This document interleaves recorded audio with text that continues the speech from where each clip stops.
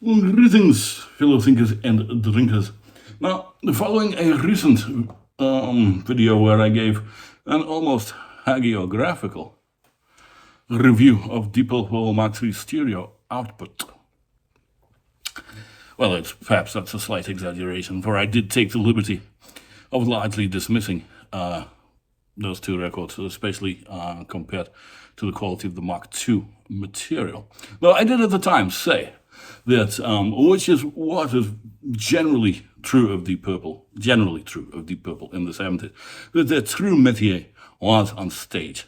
So I think it's only fair that I address this aspect of Mark III's material on their legacy before passing my ultimate verdict on them. Now, they were only together for 18 months. They recorded 2 albums, as I discussed last time, and they toured for both Burn and Stormbringer. So it would make sense, I think, to start with the Burn tour. Now, clearly enthused by the new album and the new lineup, the band decided to largely, if not quite completely, to overhaul their set list. It's a good thing, showing confidence in the new members and the new music. One has to see that as a positive decision. But maybe there was slightly more to it than that, because as we shall see, this lineup struggled rather more with the Mark II material than they did with their own. Now, unlike Deep Purple Mark II, I do not possess extensive collection of bootlegs or audience recordings for this era. It's only a few official live albums that I have. So this review is primarily based on 2 recordings. One live in London from the Burn tour in 74, and live in Paris 75 from the Stormbringer tour. Now, I have also listened to California Jam CD live in Europe and Graz in 75 as well, just to provide some additional context. Okay, live in London then.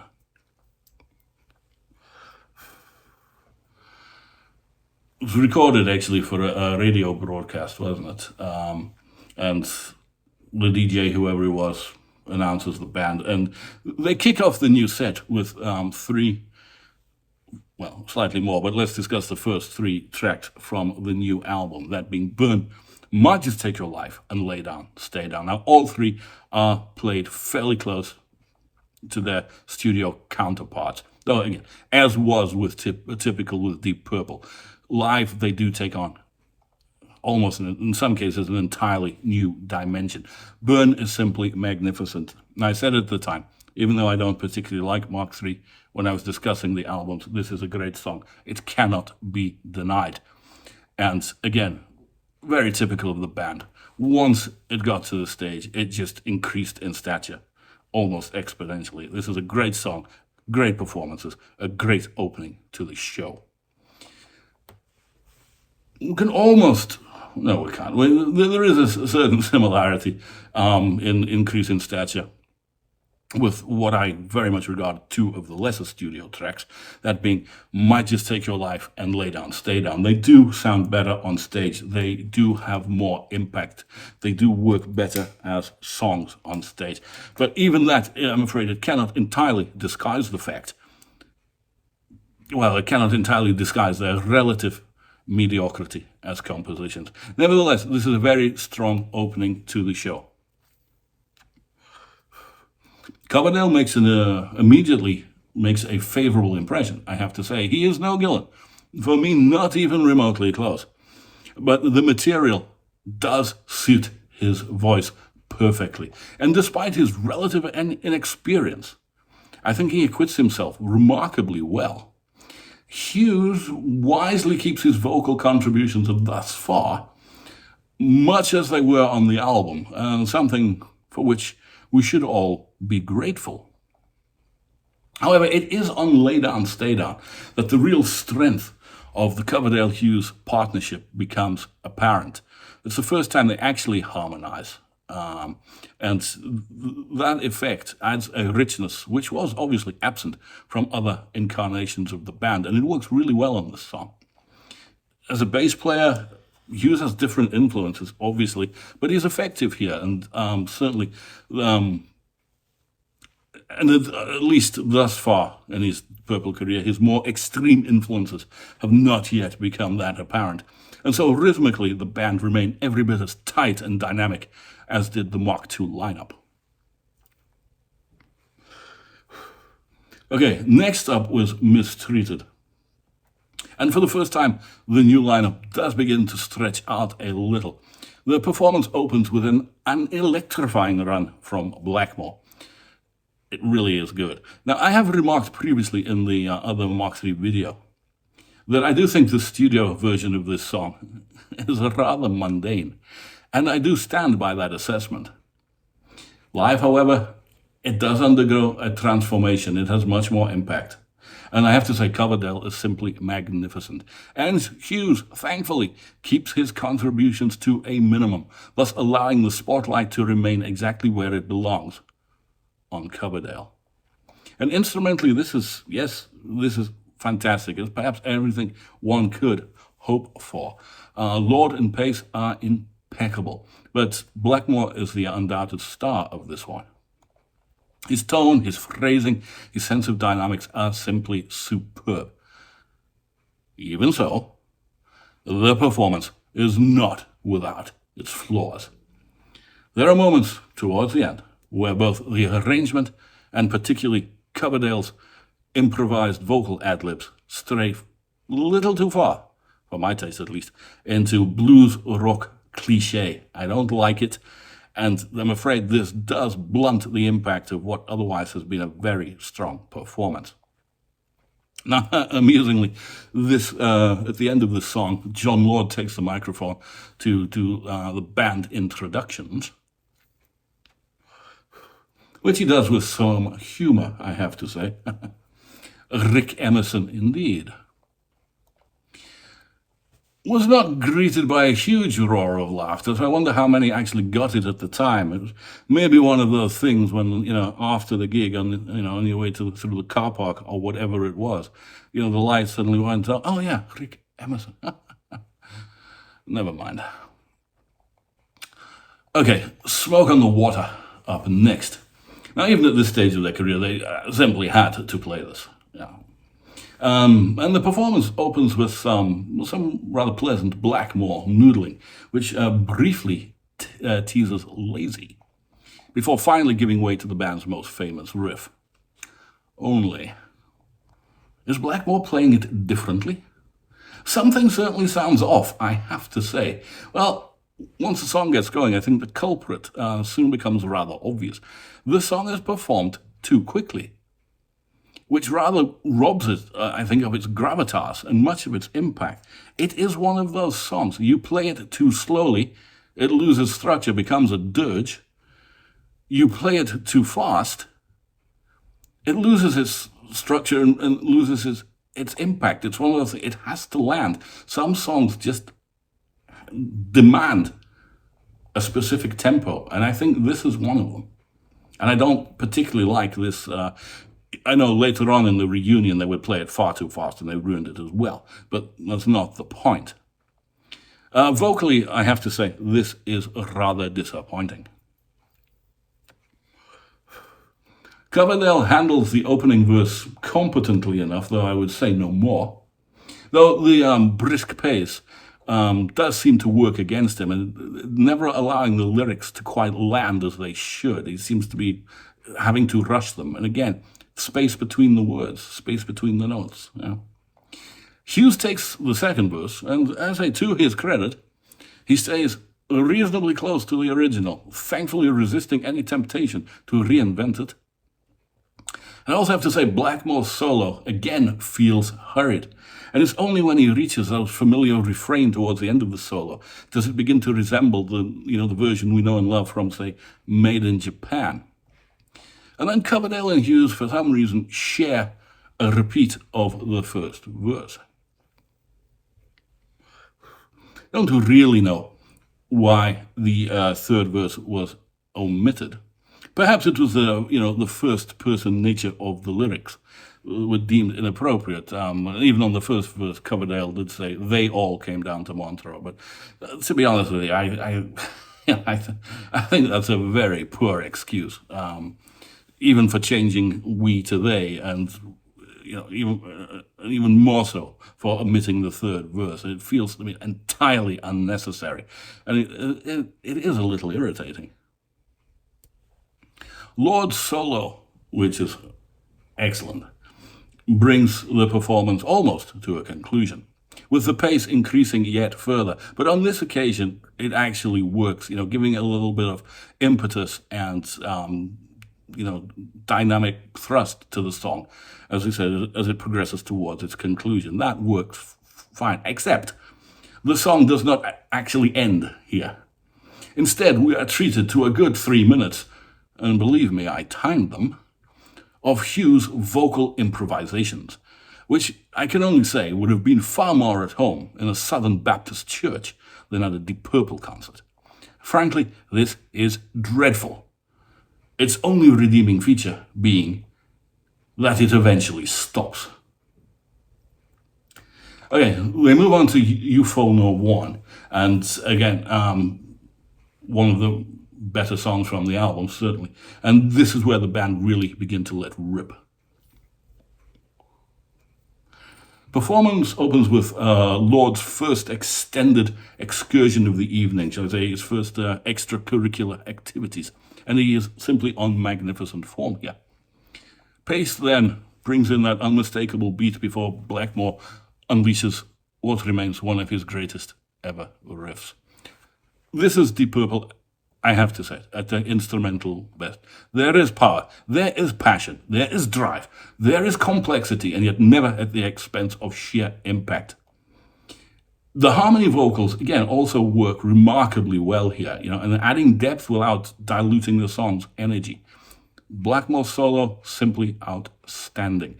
It combines taste, invention, sheer technical brilliance, and he covers an impressive amount of musical ground in this particular outing. The track also provides the platform for Ian Paice's drum solo. It's Ian Paice, do I need to say any more? It's excellent. And this particular solo, which I think was true across the entire tour, it culminates in a brief instrumental rendition of The Mule. Thankfully, nobody attempts the vocals. But as a track, as a performance, this is simply superb. There's really nothing to criticize here. All of which brings us to Space Truckin', which the band have retained as the main set closer, where on this occasion it stretches out to just over 30 minutes. Now, much of the structural character of Space Truckin' is retained from the Mark II performances, which is largely good. Unfortunately, this song begins with Hughes once again slipping into Southern Baptist preacher mode.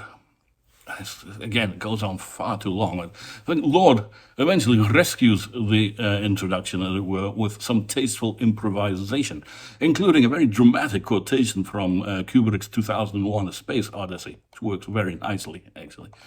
Now, when the song finally kicks in, it's initially played much as one would expect, albeit once again at a slightly brisker pace than before. Here, however, it works. It did not work with Smoke on the Water, but here it does. But again, they're not playing it at that excessive speed or tempo that they sometimes would do in the 80s come the reunion. It still has it can still breathe, and you still get the full value of it. Coverdale delivers a perfectly respectable vocal without ever really making the song his own. And when it comes to Blackmore's improvisations, he's as inventive as ever he was, and his playing never really fails to command one's attention. However, there are a couple of anomalies. there is the hint, a beginning of a brief call and response between Coverdale and Blackmore. One initially immediately goes back to Gillan's and Blackmore's call and response on Strange Kind of Woman, but on this occasion, it goes nowhere. And it neither delivers nor does it promise anything at all. Again, this is rescued by Lord, who plays the opening refrain from Child in Time, and again, thankfully, nobody attempts to sing it. Then, unfortunately, speaking of anomalies, Hughes takes center stage. Now look, his soul, funk, gospel-influenced vocal improvisations may well divide opinion. Some may see merit in them, but they do absolutely nothing for me. I find them distracting, and I'm being as diplomatic as I can. I find them overindulgent, and they continue for far too long, and they add absolutely nothing. Thankfully, at some point, they return to the song, which does restore a little bit of order to the proceedings. Lord continues with another superb solo before handing over to Blackmore. Now, probably at this part of the show where he just cuts loose, doing whatever occurs to him at the time, and if he was going to smash the guitar, probably this is when he would have done it. I can't tell from an audio recording, but I don't think he did on this occasion. There's none of that, noise one would associate with that. But still, he's off on one. And whether he smashes the guitar or not, sometimes these little, these things are perhaps more impressive to watch than they are to hear. Having said that, once he returns back to the theme and resumes playing, his closing solo is absolutely first-rate. Not included on this release, and I don't know why. I believe the master tapes have long since disappeared, but one assumes at the time they were recorded. But the band did perform a couple of encores on this tour. The first was another Burn track, What's Going On Here, which was largely played as it was on the record, though the couple of moments of Coverdale and Blackmore improvisation, again, you could see why this didn't develop. Yes, okay, one could say it translates or it transforms on stage. It's certainly improvement on its studio counterpart, but just as with Might Just Take Your Life and Lay Down, Stay Down, its inherent limitations as a song are rather difficult to disguise. Now, they also played Highway Star as the final encore, but again, I have no recorded version of it, so I will discuss that later. This is the only recording I have from the Burn tour. Sorry, I do have the California Jam, but that, for other reasons, did not include any encores. But we don't need to get into that. Okay, so that was the Burn tour. Now, Burn and Stormbringer tour, the setlist included 3 tracks from the new album. Now, given the eclectic nature of the Stormbringer album, I think that was broadly all that was possible. Again, in the previous video, I made my feelings on that album more than clear. The only other song from the album that may have warranted inclusion would have been Soldier of Fortune. But this is Deep Purple. It is not Led Zeppelin. And Purple never really embraced the acoustic set, did they? Okay, all of which brings us to Live in Paris, 75. Now they are still opening with Burn, which retains all its power and glory. Well, this, however, is where things do actually become much more interesting, I think. Might Just Take Your Life has been dropped, and trust me, it is not missed. But it has been replaced by Stormbringer, and this constitutes a significant improvement. Obviously, a clear standout track from the album, and it fully delivers on that promise here. Live, especially on this performance, it's fantastic. It's moody, it's heavy, even menacing at times. It's simply magnificent. As a song, yes, and this performance, undoubtedly. And this actually makes for a vastly superior, opening 1-2 punch than did Burn and Might Just Take Your Life. We then get the benefit of an additional track. They're playing one song extra on the Stormbringer tour as opposed to the Burn tour. And this is in the form of the Gypsy. And again, this is one of the more recognizably purple-sounding songs from the Stormbringer album. And it's actually a damn fine song. And then once again, I have to say, it really does come into its own on stage. It's got a very strong swing to it, which again, live, this really does work. And it also features some very tasteful playing from Blackmore. Top performances all round. Okay, Lay Down, Stay Down has also been dropped, okay, from the Burn tour. On this occasion, replaced by Lady Double Dealer from Stormbringer. Now, essentially, they are the same song. Structurally, at least, the similarities are very difficult to ignore. Nevertheless, I will say that Lady Double Dealer is the much stronger composition of the two. It's musically slightly more adventurous, it's tighter, it's got better rhythm to it, better dynamics to it. And I think the performance here underscores that very effectively, and it really does hit the spot. Now, from here on, the set will largely mirror that of the Burn tour. But I have to say, this opening quartet is vastly superior than what we got on the Burn tour. And a couple of weaker moments from the previous tour, have been replaced by much stronger material. And this change is reinforced by the performances themselves. Okay, then, back to slightly more familiar territory, Mistreated up next. And it is performed much as it was on the Burn tour, or at least as it was on the Live in London album. So I think my previous comments largely stand for that. The same can regrettably be said for Smoke on the Water. And again, it is too fast, it lacks impact, and it is vocally very weak.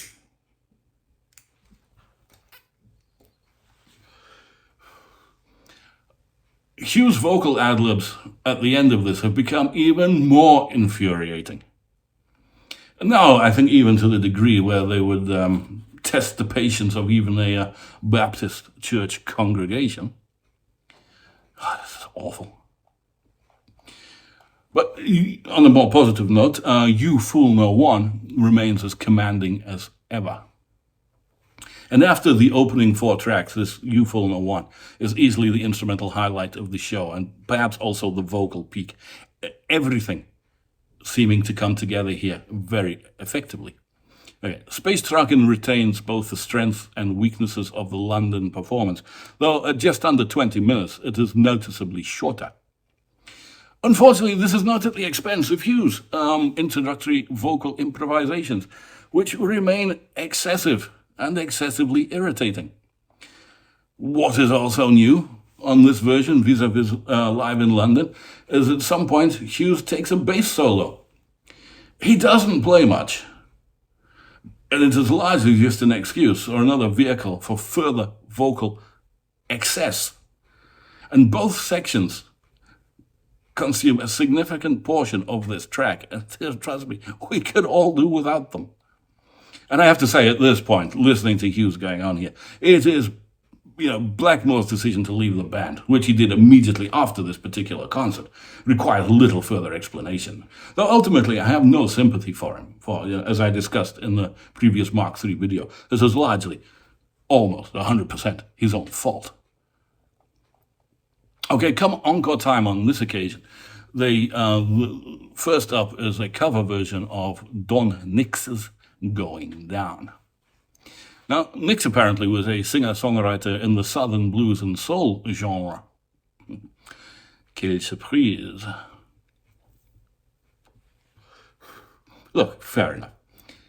Mark III encored with Lucille, which was a much better fit for their, they much more embraced rock and roll influences, didn't they?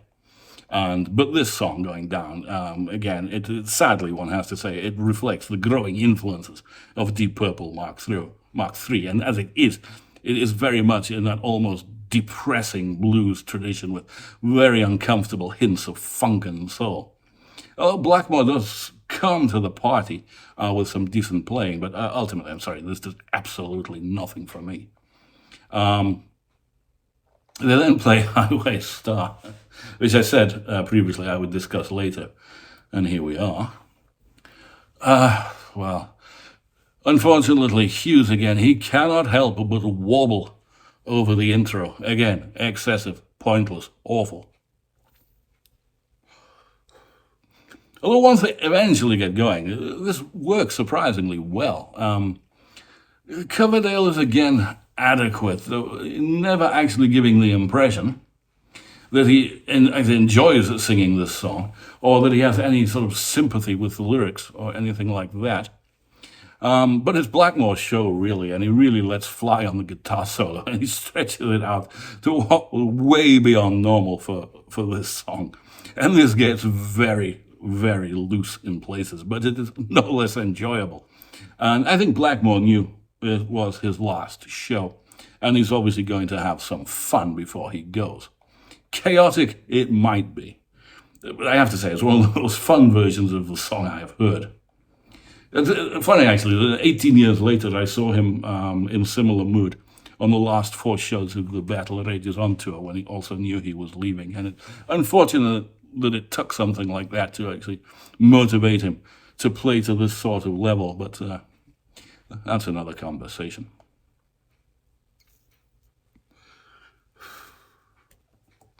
So, Mark III Live, what do I think overall? Well, there are some positives, definite positives. Let's start with Blackmore. Now, although his core style remained unmistakably his own, there are clear differences, at least to my ears, between his live playing between Mark II and Mark III. I think both reflecting, his own personal change, as well as the band's musical development. I use that word advisedly. Now, Mark II was characterized, I think, by greater aggression, spontaneity, and unpredictability. Performances in songs such as Child in Time, Strange Kind of Woman, Space Trucking featured long, high-risk improvisations driven by rapid, classical-inspired runs, explosive phrasing, and an almost confrontational interplay with John Lord. I mean, Ian Paice later remarked that, at that point, rehearsals for the band were of limited value, as they would invariably head off in different directions on stage. And I think Mark III, by contrast, saw Blackmore become a more measured and perhaps a more expressive soloist. His improvisations were generally more melodic and structurally coherent, relying less on out-and-out speed, more on phrasing, dynamics, and sustained emotion. I would say that, his work on Mistreated and You Fall No One are perhaps the finest examples of this. With his gradual build-up of tensions, some spacious blues-inflected playing, one has to say it. And in keeping with Mark III's abrupt change of style and influence, Blackmore's improvisational language became more deeply rooted in the blues. Excessive, expressive, even use of space becoming increasingly prominent. Influenced, no doubt, by Coverdale, so natural blues style of singing, and the looser, funkier, rhythmic feel that would be introduced by Glenn Hughes. I think songs such as Burn and Stormbringer demonstrate this blend even of sophisticated harmony and traditional blues phrasing at their best. Interesting, Blackmore himself later commented that he enjoyed soloing over more interesting chord sequences, as they allowed him greater freedom to draw upon his classical influences. I find this a strange comment to make, certainly in the Mark III context. For surely moving too far towards blues-based structures would seem rather to restrict than enhance his possibilities in that regard. And how funk, soul, R&B, and gospel influences helped him in this regard is most certainly not clear to me. Never mind. In short, perhaps Mark II Blackmore was the more explosive and more unpredictable guitarist, while Mark III Blackmore was arguably the more mature and more complete musician. The former dazzled through sheer virtuosity. The latter combined technical brilliance with greater restraint, blues expression, and musical architecture. It has been said, I've heard it said often, that Blackmore was at his peak between, say, 73 and 77, and it is not a statement I would argue with. Now, sticking to the positives, there are also Lord and Paice, and I think there is a strong case that both John Lord and Ian Paice reached something of a musical peak during the Mark III era, though I think in rather different ways. Lord. Now, rather than simply becoming a better keyboard player, I think Lord became a more sophisticated accompanist. In Mark II, he often occupied a role almost equal to Blackmore's, with the two frequently engaging in musical duels. And by Mark III, his playing had become more, I have to say, more textural, more orchestral. His Hammond work remained unmistakably powerful, but he was more selective, generally playing his own solos and improvs. Direct confrontation with Blackmore was, to my ears at least, greatly reduced. At the same time, his solos became perhaps more compositionally coherent, often developing ideas rather than, perhaps relying on displays of virtuosity. But one could argue, and I will, that this did come at a cost, because he was no longer a leading man. One gets the feeling he has at this point even been reduced to best supporting actor. Paice, meanwhile, I think became an even more complete drummer. His technical brilliance, I don't think, had ever been in doubt, but Mark III saw him incorporate a noticeably stronger swing and funk influences, I think largely due to, or thanks to Glenn Hughes' arrival. I may not particularly like this, but that does not mean I cannot appreciate the drummer's development. They are two different things.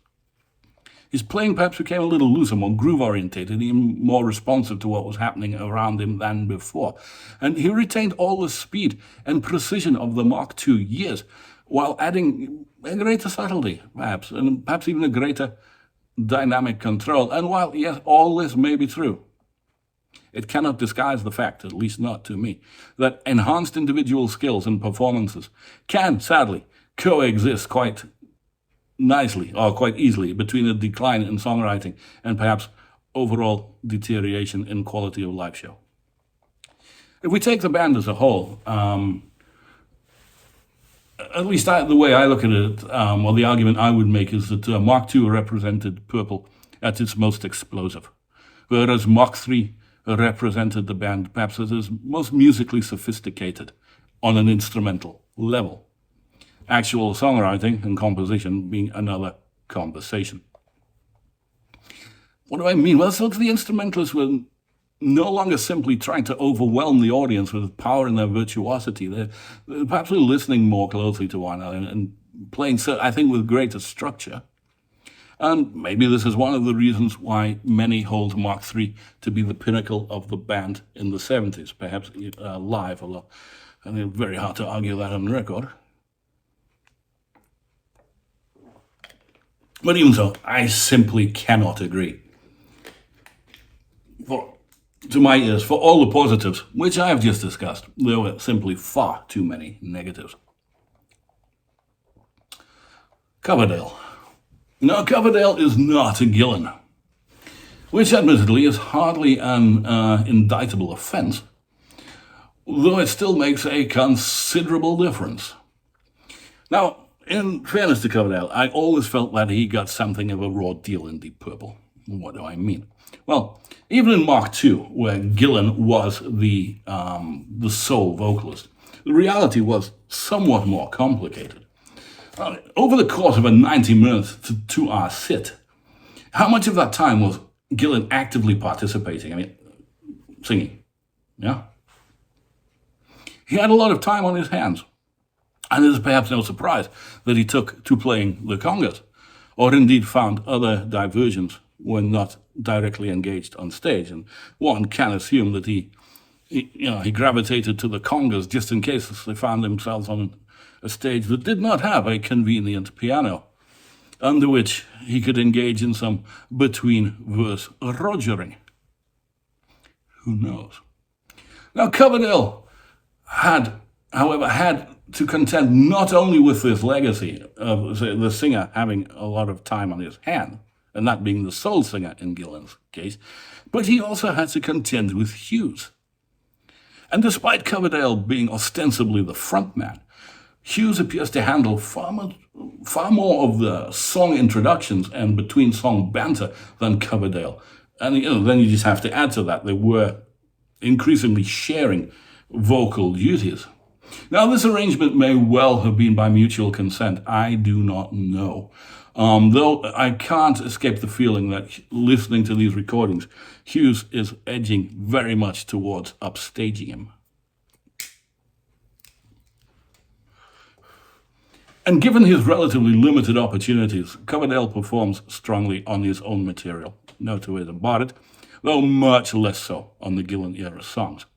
Now, look, he would arguably reach his peak in Whitesnake vocally, I thought, and as a songwriter, particularly up to and including the Slide It In album. After that, not so sure. But the foundations for that style that he would develop, I think, are very evident here. Okay, Hughes. I've already discussed it earlier in this and in the previous video, his musical and bass playing contributions to the band, so I'm not going to repeat that here. What there remains, quite simply, is what comes out of his mouth. And this is a very mixed bag indeed. When he sings the material as it was originally recorded, or is genuinely harmonizing with Coverdale, the results can be very effective. But when left to his own devices, he becomes deeply irritating. His vocal choices feel wholly inappropriate and often steer the band in a direction which is equally ill-judged. There is a very strong sense of someone who is far too pleased with their own contributions, and one does wonder whether anyone else in the band ever told him to simply to rein it in. Obviously not. And over time, his usurpation of the frontman role from Coverdale appears to actually have increased. One could perhaps have understood a little bit. Coverdale was very inexperienced on the Burn tour, but he's now got that behind him. Second album, second tour. Confidence should have grown. But no, it seems that Hughes became increasingly dominant on stage. And it does rather raise the question of whether Coverdale was ever tempted to simply walk over and punch him. And following on from Hughes' usurpation of the frontman role, I have to say some of his between-song utterances are frankly banal. One got used to Gillan's stream of consciousness stage banter, but at least that carried humor and self-awareness. Hughes, by contrast, seemed far too convinced of the serious artistic merit of his own verbal outpourings, either singing or speaking. I have to say the Dunning-Kruger effect may not be an unfair description. In essence, he is the stylistic weak link of Deep Purple Mark III. Especially his more self-indulgent Stevie Wonder moments actively detract, and considerably, from what are otherwise strong overall band performances. Well, perhaps in more general terms, I did say that when reviewing Mark III's studio output that 18 months together amount to little more than a footnote in the band's history, and the same largely applies, I think, to their live performances. That said, they certainly have more to offer live than they did on record. And by the time of the Stormbringer tour, they had assembled perhaps most of their stronger material in the set. Burn, Stormbringer, the Gypsy, Lady Double Dealer, Mistreated, and You Fool No One. As to say, on balance, I would take What's Going On Here as the first encore over Going Down any day of any week. But beyond this, for me, the remainder of their recorded material is largely forgettable, especially when compared to Mark II. So whatever they did that was worth doing, they got it into the set on the Stormbringer tour. And that's why I think the Stormbringer tour is superior to the Burn tour. But one has to offset that. The Mark III performances of Smoke on the Water, Space Truckin, and Highway Star were generally below par, especially vocally, though, as I've already alluded to, not exclusively so. And while it's true that Blackmore, Lord, and Paice raised their game, again, that came at a cost. For after all, Deep Purple is judged as a band. It is not simply the sum of 5 individual performances. 3 members can elevate their playing all they like, but if the remaining 2 cannot maintain the same standard of songwriting and performance, the overall result inevitably suffers. Add to that a musical direction increasingly dominated by blues, soul, funk, gospel, and it becomes obvious to me just how important Gillan and Glover really were. They were not simply 2 members of Deep Purple. They were part of that chemistry that made Deep Purple sound like Deep Purple. Coverdale and Hughes never managed to recreate that chemistry. Coverdale, at least, was finding his own identity, and one he would later develop successfully in Whitesnake.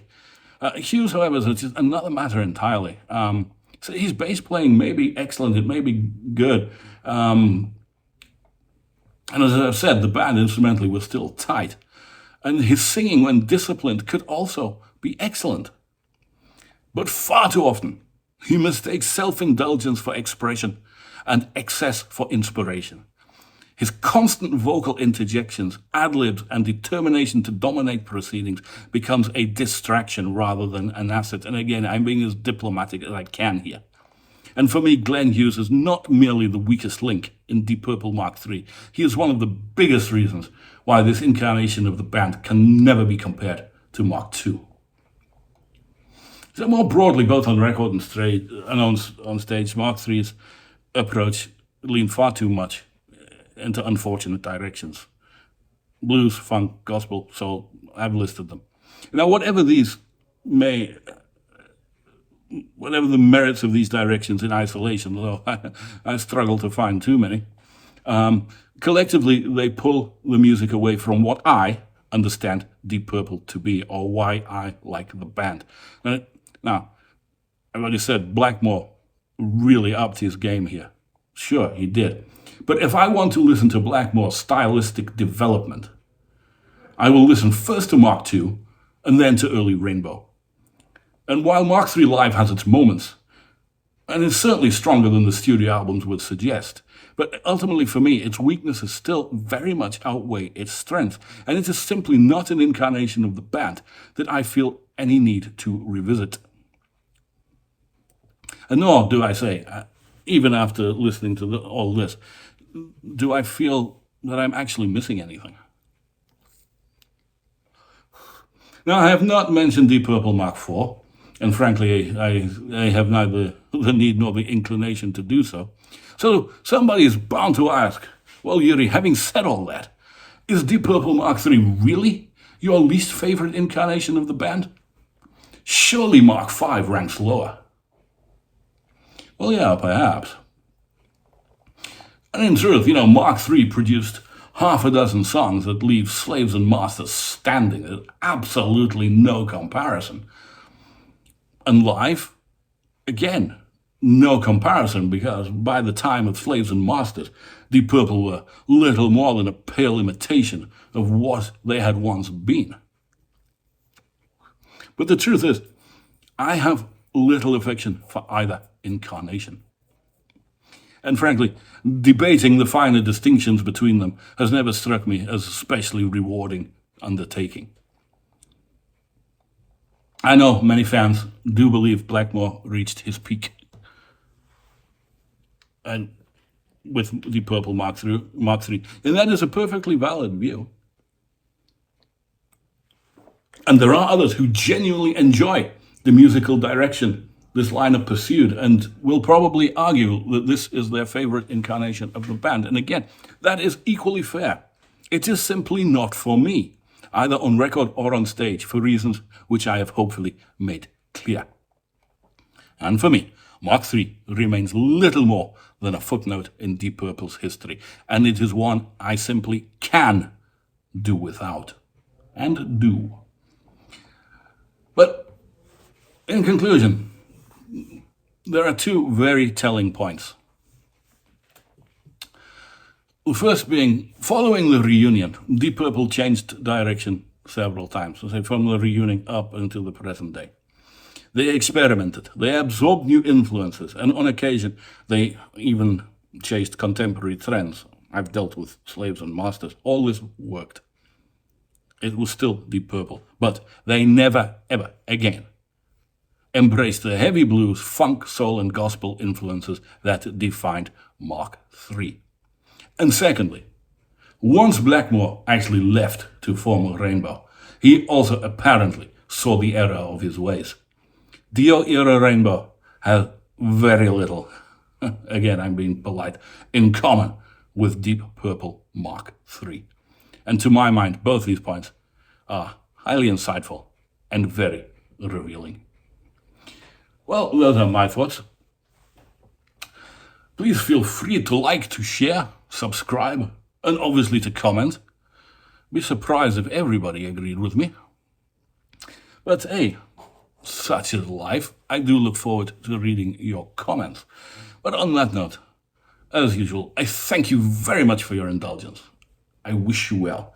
And until next time, Maçhonquèrre.